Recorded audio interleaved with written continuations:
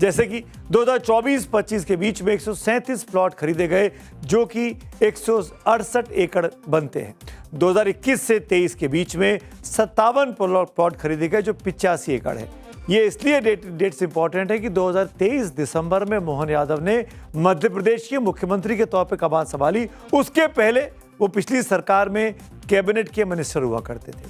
यानी सीएम की फैमिली के पास कुल 194 प्लॉट हैं जो कुल मिलाकर 253 एकड़ के आसपास बनते हैं। अब कांग्रेस का आरोप है कि इनमें से ज्यादातर प्लॉट या तो उज्जैन और उसके आसपास नई रोड प्रोजेक्ट के पास हैं या फिर उन इलाकों में हैं जिन्हें उज्जैन मास्टर प्लान 2035 के तहत खेती वाली जमीन से रिहायशी या कमर्शियल जमीन में बदलने के लिए मार्क किया गया है। 3 परिवारों की कंपनियां रिपोर्ट्स के 4 प्रमुख रियल एस्टेट के नाम आए हैं। बहुमत हिस्सेदारी सीमा यादव, मोहन यादव। सबसे अधिक हिस्सेदारी सीमा यादव, मोहन यादव। लगभग 28 एकड़ जमीन। मोहन यादव की पत्नी सीमा और पुत्र वैभव से जुड़ी हुई लगभग 25 एकड़ भूमि।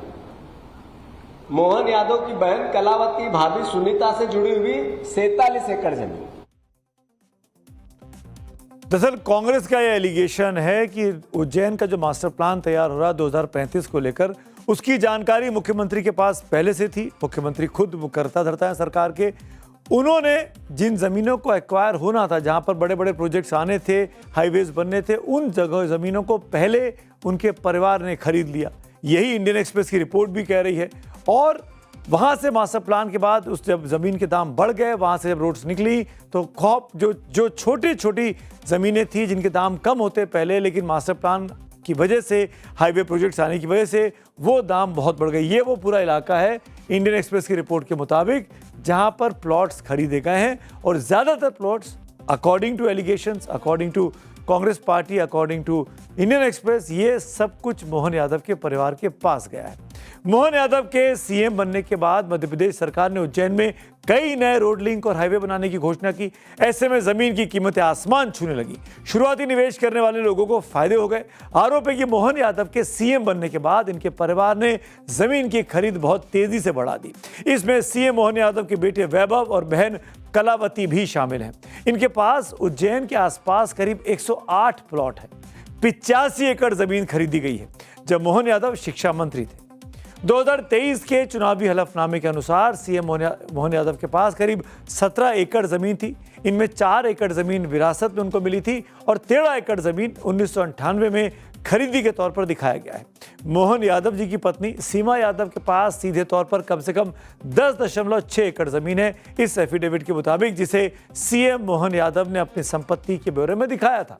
सीएम और उनकी पत्नी के पास सिद्धि विनायक डेवकॉन प्राइवेट लिमिटेड के जरिए कम से कम 39.5 एकड़ जमीन है। एक कंपनी है सिद्धि विनायक, उसमें दोनों पति पत्नी भागीदार हैं, सीएम और उनकी पत्नी, और यहाँ पर 39.5 एकड़ जमीन उनके पास थी। ये एक पारिवारिक कंपनी है जिसमें कुल 73% की हिस्सेदारी है।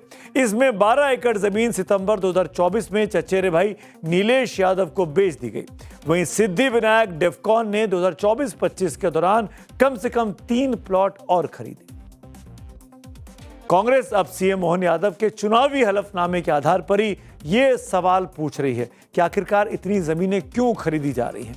विपक्ष का आरोप है कि जब सीएम मोहन यादव ने हलफनामे में अपने पास महज 17 एकड़ जमीन दिखाई थी, उनके परिवार और पारिवारिक company Siddhi Vinayak डेवकॉन private limited के पास अचानक सैकड़ों एकड़ जमीनें कहां से आ गई? क्या मोहन यादव सरकार के विकास प्रोजेक्ट्स की जानकारी पहले से इस कंपनी को लग गई थी? क्या सिर्फ इसीलिए उन खास इलाकों में जमीनें खरीदी गई क्योंकि वहां से नई हाईवे गुजरने वाले थे? कांग्रेस ने इसे सत्ता का खुल्लम खुल्ला दुरुपयोग और मध्य प्रदेश का सबसे नया और बड़ा जमीन घोटाला, लैंड स्कैम करार दिया है और इसकी सुप्रीम कोर्ट के जज से अब जांच की मांग की है। क्या मुख्यमंत्री जी इस प्रदेश के मुख्यमंत्री जी है? क्या प्रदेश सरकार जनता, प्रदेश की जनता को आज आके आप बयान देंगे?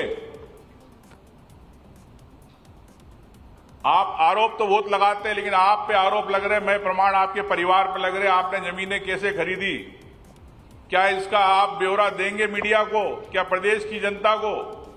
क्या आप इसकी जांच कराएंगे एसआईटी से? नहीं, मैं आपसे कह रहा हूं, नहीं देंगे, ना जवाब देंगे ना जांच कराएंगे। इसीलिए हम सुप्रीम कोर्ट के माननीय न्यायाधीश ये कमेटी बने, कमेटी जांच करे। हम आपको भारतीय जनता पार्टी के जवाब भी सुनाएंगे। अभी तो कांग्रेस ने जो एलिगेशन लगाए हैं इंडियन एक्सप्रेस के हवाले से, वो जानकारी आपने ली। उज्जैन मास्टर प्लान 2035 को मोहन यादव को मुख्यमंत्री बनने से पहले मई 2023 में जारी किया गया था। सीएम बनने के पहले मोहन यादव उज्जैन में इंफ्रास्ट्रक्चर डेवलपमेंट से जुड़े रहे हैं। 2004 से 2010 के दौरान उज्जैन डेवलपमेंट अथॉरिटी के वो चेयरमैन रहे। 2011 से 13 के बीच एमपी टूरिज्म डेवलपमेंट कॉरपोरेशन के मोहन यादव अध्यक्ष रहे और 2013 से उज्जैन दक्षिण से मोहन यादव लगातार विधायक बने हुए हैं। उधर समाजवादी पार्टी के अध्यक्ष अखिलेश यादव ने मोहन यादव का समर्थन करते हुए कहा कि एमपी के सीएम पहले रियल एस्टेट का काम करते थे, क्या ये बीजेपी नहीं जानती थी? अखिलेश यादव ने यह भी गंभीर आरोप लगाया, ये आरोप इसलिए उन मोहन यादव पर लगाए जा रहे हैं क्योंकि बीजेपी मध्य प्रदेश, राजस्थान और यूपी के मुख्यमंत्रियों को बदलने के रास्ते ढूंढ रही है। कि जो मध्य प्रदेश के मुख्यमंत्री हैं वो रियल एस्टेट का पहले से जमीनों का काम करते थे। क्या ये बीजेपी नहीं जानती कि वो जमीनों के काम करते थे? तो अब ये आरोप पता है क्यों लगाया जा रहा है? बीजेपी रास्ता ढूंढ रही है कि 3 मुख्यमंत्री कैसे बदलें। वो मुख्यमंत्री बदलना चाहते हैं, इसलिए आरोप लगवा रहे हैं। ये बात तो पहले भी तो पता होगी जब रजिस्ट्री हुई होगी। बिना रजिस्ट्री की कोई जमीन ले सकता है, क्या कब्जा कर सकता है? तो जब रजिस्ट्री हुई है तो सरकार को पहले ही पता था। बदनाम इसलिए कर रहे हैं कि उन्हें मध्य प्रदेश का मुख्यमंत्री हटाना है, राजस्थान का मुख्यमंत्री हटाना है, और इन 2 को इसलिए हटा रहे हैं कि उन्हें उत्तर प्रदेश के मुख्यमंत्री को हटाना है। ये हटाने की साजिश चल रही है। अखिलेश यादव मोहन यादव का बचाव कर रहे हैं, ऐसा प्रतीत हुआ उनकी बातों से। और ये भी समझ में आ रहा है कि ये वो कहना चाहते हैं कि बीजेपी की अंदरूनी कलह की वजह से कहानी निकलकर सामने आई है।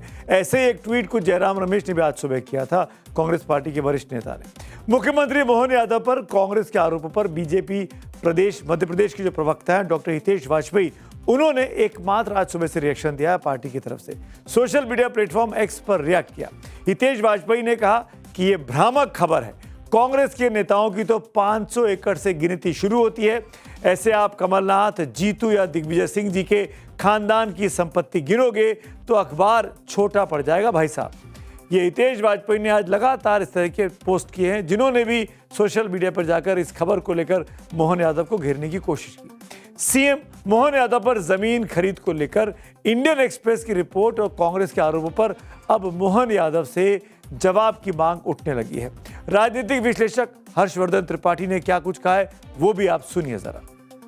जो विपक्ष के लोग हैं उनको लगता है कि अगर इस वक्त हम थोड़ा माहौल बनाएंगे, राम मंदिर का एक मामला सामने आया हुआ है, फिर उज्जैन में सिंहस्थ का कुंभ होना है उसका मामला, तो वो भारतीय जनता पार्टी को रणनीतिक तौर पर निशाने पर लेते हैं।